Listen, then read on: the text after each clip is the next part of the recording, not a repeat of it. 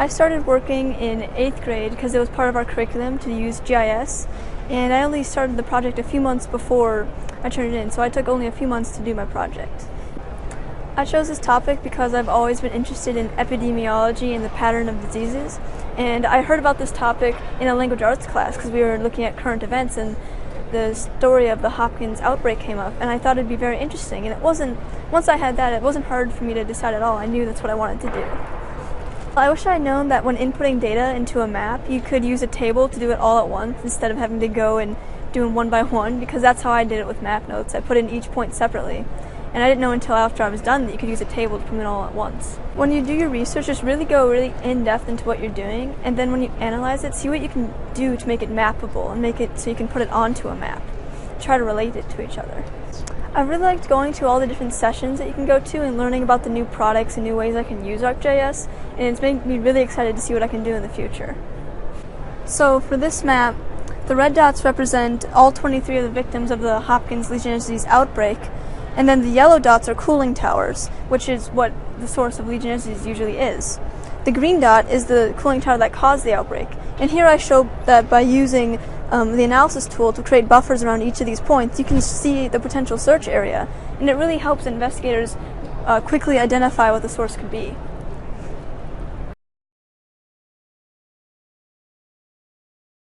I teach 8th grade social studies, which is geography, at Olson Middle School in Bloomington, Minnesota. All 8th graders do geography, yes, and the winner, Abby, was part of my gifted class, and so their curriculum is a little bit different, but still geography focused. I was lucky enough to have Jim Hansen, my teaching mentor, bring it to my attention that this was a transformative tool that we should be using, and with his guidance, I totally get it. I think it is an amazing tool. So in the gifted class, I have the students do some smaller projects to get them comfortable with ArcGIS and try out the different story map types that there are.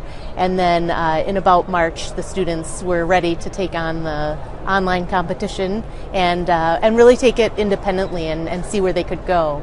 The gifted kids were required to complete an online competition entry, and they could work in pairs or they could work by themselves. And most students, interestingly, chose to work on their own.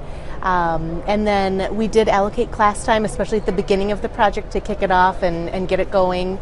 And then in the middle, we were able to focus on other parts of our curriculum. And then towards the end, the kids let me know that they needed time to finish up, so we gave them a little more time too. I think I missed the boat there. I think that the GeoMentor program seems amazing, and I will absolutely be incorporating that from here on out. I was lucky to have the support of Jim Hansen, who's pretty good with navigating GIS, but I think we'll try and reach out to the community of GIS professionals around our town now. So Abby is in a class of very supportive kids, and they were very excited for her and I think really proud of her. But I think our school and larger community, they don't really get what the contest is, and maybe they don't really understand what GIS is. And so I've been trying to document our experience here, and hopefully I'll be able to spread the word a little bit and get her the accolades that she deserves from our school and from Bloomington. It's the right way to go. I know that we need to be doing it, so I would tell other teachers to just say yes, and you'll figure it out along the way. Don't be scared of it, just do it.